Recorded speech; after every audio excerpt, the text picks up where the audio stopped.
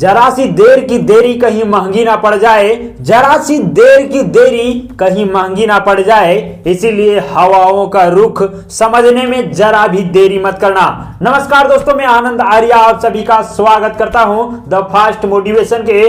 राजनीति की रणनीति सीरीज में। आज हम एक विशेष टॉपिक पर बात करने जा रहे हैं और वो टॉपिक है कि ग्राम प्रधान का चुनाव लड़ने की तैयारी कैसे करें। जी हाँ दोस्तों, अधिकतर लोगों का ये सवाल होता है कि हम ग्राम प्रधान का चुनाव लड़ना चाहते हैं, लेकिन उसके लिए तैयारी कैसे करें, किस प्रकार से हम उसका तैयारी करें ताकि सारे लोग हमारे फेवर में आ सके। तो दोस्तों, यहां से ये चीज जानना होगा कि कोई भी चीज जब हम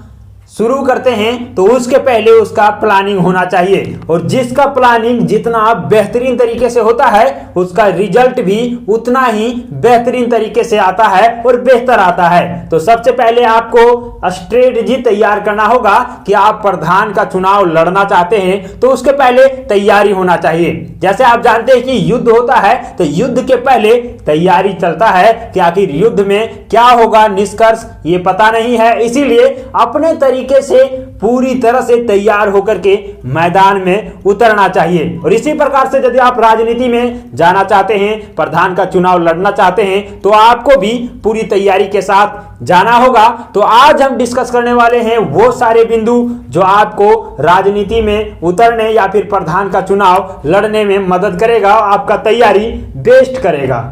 इसमें सबसे पहले ये चीज आपको देखना होगा दोस्तों कि आप यदि मन बना लिए हैं पूरी तरह से कि हमें ग्राम प्रधान का चुनाव लड़ना है, तो आप ये सोचिए कि यदि आपका सोच चुनावी राजनीति में देखा जाए तो यदि आपका सोच बड़ा रहता है, मतलब क्या, एमपी और एमएलए का चुनाव जितना आसान हो जाता है लेकिन ग्राम स्तर के चुनाव जितना मुश्किल हो जाता है। आप कहेंगे ये नीचे स्तर का है तो मुश्किल क्यों? तो मुश्किल इसीलिए होता है कि आप देखे होंगे कि एक ग्राम सभा में बहुत सारे लोग प्रधान के लिए खड़े होते हैं तो कंपटीशन यहां पे थोड़ा ज्यादा हो जाता है, लेकिन एमपी एमएलए में आप देखेंगे तो एक विधानसभा या एक लोकसभा से ज्यादा लोग नहीं खड़ा होते हैं। तो सबसे पहले आप यदि बड़े चुनाव का तैयारी कर लेते हैं तो छोटा चुनाव में जीतना आसान हो जाता है। किसी बड़े चुनाव में यदि आप हार भी जाएंगे ना तो आपके पास एक ऑप्शन रहेगा कि छोटे मतलब नीचे स्तर के चुनाव में आप भागीदारी ले सकते हैं, उसमें आप जीतने की संभावना बढ़ सकता है कि नहीं ये बड़े चुनाव लड़ा है। लेकिन यदि आप नीचे स्तर का चुनाव लड़ते हैं और यदि उसमें सफलता हासिल नहीं करते हैं और आप यदि बड़ा चुनाव का मन बनाएंगे तो लोग कहेंगे कि ये नीचे स्तर का चुनाव तो हार गया था, बड़ा चुनाव क्या जीत पाएगा, और आपके साथ विश्वास नहीं कर पाएंगे। लेकिन आप पूरी तरह से मन बना लिए हैं, जो भी आपको लगता है जिस स्तर का आप चुनाव लड़ना चाहते हैं उस स्तर के लिए आपको पूरी तरह से तैयार हो जाना चाहिए। और खास करके ग्राम प्रधान को देखा जाए तो आपको सबसे पहले पूरी तरह से यह सोच विचार लेना चाहिए कि हम अभी चुनाव लड़ें या नहीं लड़ें। और यदि आपका मन पूरी तरह से यह है कि चुनाव लड़ना है तो उसके बाद आपको दूसरा जो काम करना है वो ये करना होगा दोस्तों कि चुनाव के कम से कम 6 महीना पहले से आप तैयारी स्टार्ट कर दीजिए। और वो तैयारी क्या होगा, लोगों से बात करिए, लोगों से मिलिए, लोगों को जानने का प्रयास कीजिए कि आखिर सभी लोगों का समस्या क्या है और पिछले जो प्रधान रहे हैं उनमें कमियां क्या है, ये चीज आप देखिए।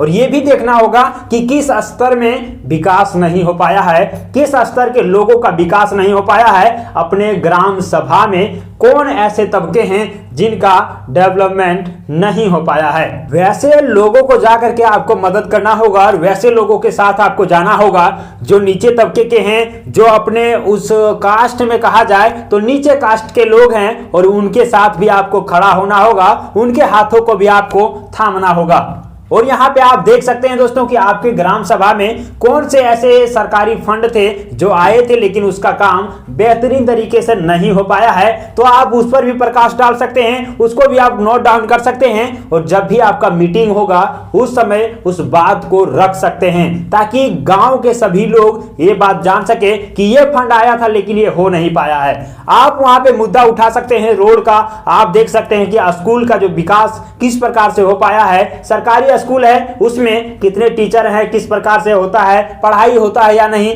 ये भी वहां पे मायने रखता है। दूसरा चीज आप देखेंगे कि गांव का सड़क बना है या नहीं है। गांव में देखा जाए तो प्रधानमंत्री आवास जो है लोगों को, वैसे लोगों को मिला है या नहीं जिसको वाकई में जरूरत है। और यदि ये सब नहीं हो पाया है तो आपको उसके ऊपर बात करने की जरूरत है, लोगों को बताने की जरूरत है। और आपको एक चीज और देखना चाहिए, और वो है कि गांव में नालियां बना हुआ है या फिर घरों के पानी रोड में ही बह रहा है, तो इस पर भी आप ध्यान देंगे और इसके डेवलपमेंट के लिए आप लोगों से बात करेंगे तो यकीन मानिए कि आप पूरी तरह से तैयार हो रहे हैं। और इसी आधार पर आपका जो अगला कड़ी होगा ये चीज होगा दोस्तों कि लोगों के साथ आपको खड़ा होना होगा, लोगों को ये संतावना देना होगा। आप तो अभी प्रधान है नहीं, तो आप ये कह सकते हैं कि हम जब प्रधान बनेंगे तो इतना सुधार करेंगे, हम प्रधान बनेंगे तो ये चीजें नहीं होगा, हम प्रधान बनेंगे तो रोड में नाली नहीं बहेगी, हम प्रधान बनेंगे तो गांव का जो रोड है वो रोड सुधार हो पाएगा, अच्छा बन पाएगा। आप लोगों से कह सकते हैं कि हम यदि आएंगे तो हम क्या विकास कर पाएंगे, ये चीजें आपको देखना होगा उस समय। अब हम बात करते हैं जो अगला स्ट्रेटजी है उसके बारे में। आपको ये चीजें जानकारी इकट्ठा करना होगा कि गांव में कितने तरह के फंड आए थे, कितने सरकारी फंड आए हुए थे और कितना का काम हुआ है और किस किस मद पर कितना फंड आया हुआ था। ये चीजें आप इकट्ठा करिए। गांव के सभी लोग नहीं जान पाते हैं कि कौन से योजना आए हुए थे, किसमें कितना फंड आया हुआ था, कितना फंड का यूज किया गया, कितना फंड का यूज नहीं किया गया। ये सभी चीज यदि आप इकट्ठा कर लेते हैं और गांव के लोगों को बताते हैं तो आप पर लोग विश्वास करना शुरू करेंगे और आपका जनसंपर्क बढ़ते हुए चला जाएगा। अगला जो काम करना है आपको वो ये है कि जनसंपर्क आपको बढ़ाने का प्रयास करना है। आप जिस गांव में हैं उस गांव का तो लोग आपके साथ बहुत सारे लोग होंगे, लेकिन जो लोग आपके साथ नहीं हैं उनको भी अपने टीम में शामिल करने का प्रयास करिए। और साथ ही साथ जनसंपर्क आप दूसरे गांव वाले लोगों से भी बनाने का प्रयास करिए। और जनसंपर्क बनाने का बहुत सारा तरीका है। आप वैसे मुद्दे को लेकर के जा सकते हैं जो मुद्दा उस गांव में नहीं है, मतलब उसका कमी है, उसको भी आप रख सकते हैं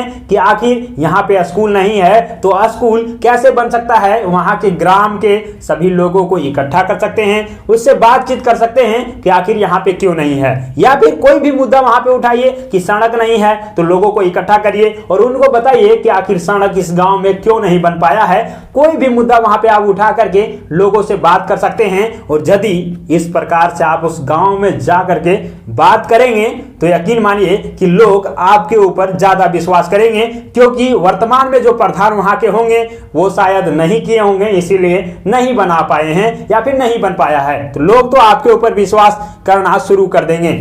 अगला आपको तैयारी ये करना है कि आपको देखना है कि पूरे आपका ग्राम सभा में कितने वोट हैं और उस वोट को देख करके आपको ये भी देखना है कि यहाँ पे ग्राम प्रधान के लिए कितने लोग खड़े हो रहे हैं, कितने उम्मीदवार होने वाले हैं। और यदि आपको पता चलेगा कि लगभग 10 उम्मीदवार हैं, 12 उम्मीदवार हैं, जिस प्रकार से आपके यहाँ पे होता होगा उसके अनुसार से आप देखेंगे उम्मीदवारों की संख्या और फिर आप देखेंगे वोटों की संख्या कितना है, तो आपको पता चलेगा कि जितना भी वोट है टोटल वोट उसमें से 60 to 70% जो होता है पोलिंग होता है, उसके बाद नहीं होता है। तो उसका आप देखेंगे कि 10 लोगों में जो डिवाइड होता है उसमें यदि आप देखेंगे, मान के चलते हैं कि 10,000 टोटल वोट है, तो उसमें से यदि देखा जाए तो 10 कैंडिडेट हैं तो 1,000 वोट वैसे भी रहता है, लेकिन आपको 1,500 से 2,000 वोट को एवरेज लेकर के चलना है और उतना आपको संगठित कर लेना है। और यदि आप 1,500 से 2,000 वोट को संगठित कर लिए हैं, अपने पक्ष में कर लिए हैं कि उतना तो वोट आपके पक्ष में है ही,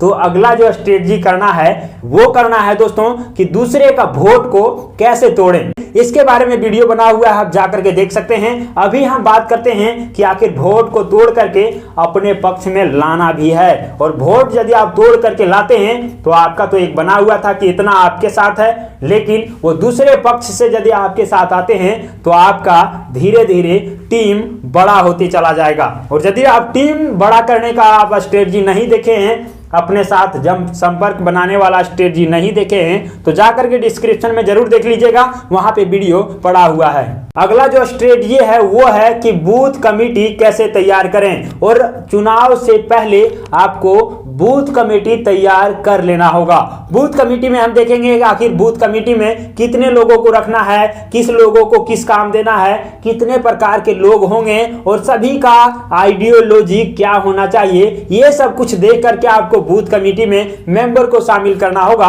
और बूथ कमेटी तैयार करना होगा। आपको ये भी देखना होगा कि जितना भी बूथ है आपके ग्राम सभा में, उन सभी बूथ के ऊपर आपको कम से कम 3 लोग ऐसे चुनने हैं जो हमेशा आपके साथ हो। जब भी आपको जरूरत पड़े आपको साथ वो खड़ा मिले, जब भी आपको कोई काम पड़े आपके साथ वो रहे, आप उसके साथ मिल करके उस गांव के उस बूथ के जितने भी मेंबर हैं उसको आप कनेक्ट कर पाए, अपने बातों को उस तक पहुंचा पाए। यदि आप प्रत्येक बूथ में 3 लोगों को ऐसा ढूंढ लेते हैं जो परमानेंट आपके साथ रहने वाले हैं, तो वो आपको कमेटी बनाने में भी मदद करेगा, वो आपको स्ट्रेटजी बनाने में भी मदद करेगा, वो आपके बातों को लोगों तक पहुंचाने में भी मदद करेगा, वो मैन टू मैन मार्किंग करने में भी मदद करेगा, वो आपको ये भी मदद करेगा कि किस विचारधारा के लोग हमारे इस बूथ में हैं, और आप उनसे यदि मिलेंगे तो आपका काम आसान हो जाएगा। आप अच्छे तरीके से उन सभी चीजों को डील कर पाएंगे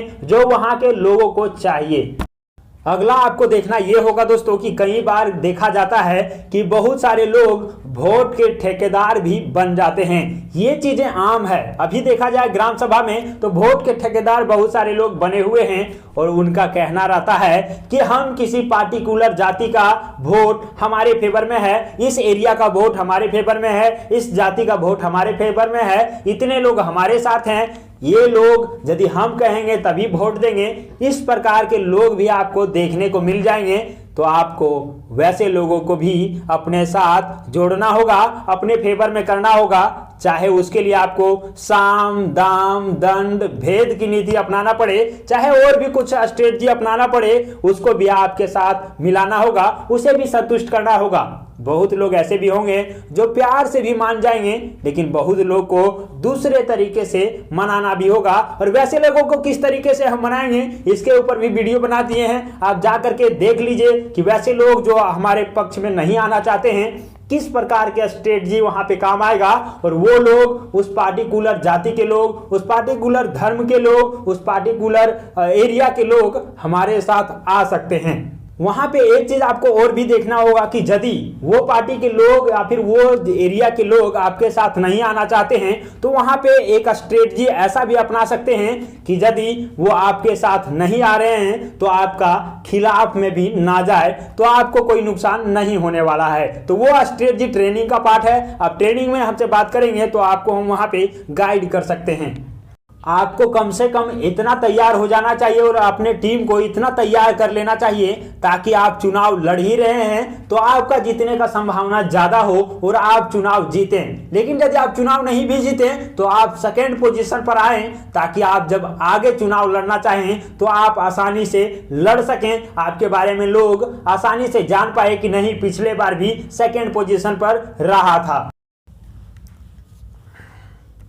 तो आज के स्ट्रेटजी में हमने यहाँ पे जाना कि ग्राम प्रधान के चुनाव लड़ने से पहले हम तैयारी कैसे करें, और जिस प्रकार से आपका बेस्ट तैयारी होगा उस प्रकार से आपका रिजल्ट भी बेस्ट होगा। तो तैयारी करने का ये स्ट्रेटजी आपको कैसा लगा? यदि आप वाकई में चुनाव लड़ना चाहते हैं, ग्राम प्रधान जीतना चाहते हैं और बनना चाहते हैं तो आपको ये स्ट्रेटजी अपने चुनावी दौरान में अपनाना होगा, और इस पर यदि आप काम करते हैं तो यकीन मानिए कि आप निश्चित ही ग्राम प्रधान बन करके रहेंगे। तो ये वीडियो आपको कैसा लगा कमेंट बॉक्स में जरूर बताइएगा, और इससे संबंधित कोई भी प्रश्न हो तो आप पूछ सकते हैं, जान सकते हैं, नंबर भी दिया हुआ है। तो दोस्तों अगले स्ट्रेटजी पर हम बात करेंगे, अगले किसी राजनीति की रणनीति पर विषय पर हम बात करेंगे और जानने का प्रयास करेंगे कि आखिर राजनीति की और सारा रणनीति क्या है। तो हम आपसे लेते हैं विदा और मिलते हैं अगले वीडियो में। तब तक के लिए जय हिंद, वंदे मातरम।